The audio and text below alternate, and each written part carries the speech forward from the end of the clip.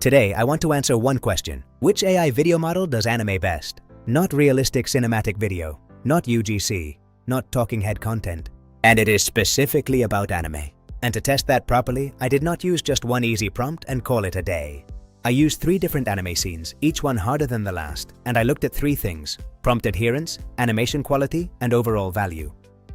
Because a model can look flashy for 2 seconds and still completely fail the shot.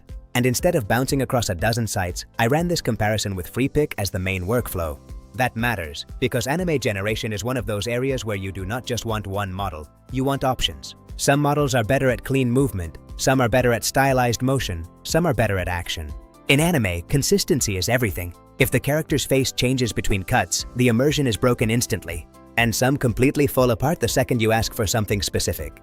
That is why Freepik makes sense here. It lets you compare multiple models in one place. Test the same scene across different engines and figure out which one fits the shot instead of blindly committing to one tool. So let's get into the tests. The first scene was simple on purpose. 2 anime schoolgirls walking down a hallway, turning right and going through the red doors already visible in the image. Sounds easy, but it is actually a good test of discipline. Do they walk instead of run? Does the camera track? Do they turn at the correct moment? And do they use the original doors? Most models fail because they try to reinvent the background instead of following the reference image provided. Kling 3.0 did pretty well here. The girls moved right, turned correctly, and made it through. Veo 3.1 was much less convincing. The characters started running and the model did not respect the door placement. Grok added extra dialogue and changed the staging. Vidu struggled with blur and messy movement. Sora 2 was the weakest. It added random dialogue and drifted from the image. When you need precision, Sora gets slippery. Minimax Halo was one of the best results. The girls walked, turned, and entered the doors naturally. Seedance 2.0 was also strong. The movement felt polished and cinematic. Definitely near the top. So right away, we learned that far fewer models are good at following simple visual instructions cleanly. The second test was harder, a samurai woman drawing her sword. Sword draw shots need a lot to go right. The blade, the hand, the pose, and the weight of the moment. In high-end anime, the unsheathing of a blade isn't just movement, it's a display of speed and controlled force. Kling was readable, but hand logic was off. Veo 3.1 felt dated, the action was stiff and awkward. Grok was a nice surprise. The eyes narrowed, the sword came out cleanly, and it felt sharp and stylish. Vidu stayed stable and controlled. Sora 2 went off script again, changing perspective and improvising. Minimax Halo was decent, but there was too much dead time and not enough precision in the actual draw. Seedance 2.0 gave one of the strongest results. The blade draw looked stylish and the scene had real weight. Before the final fight, I added a third test: environmental consistency. A camera fly-through of a complex cyberpunk city. We need the signs, lights, and architecture to remain stable. Most AI models struggle here, as they tend to warp the architecture as the camera moves through space. Kling 3.0 handled this beautifully.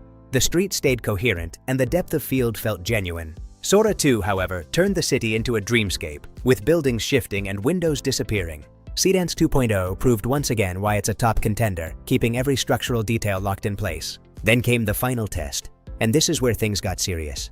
A multi-cut anime fight scene. 2 soldiers draw swords, charge past each other in multiple cuts. This was testing structure. Can the model understand cuts, maintain consistency, and stage a clash?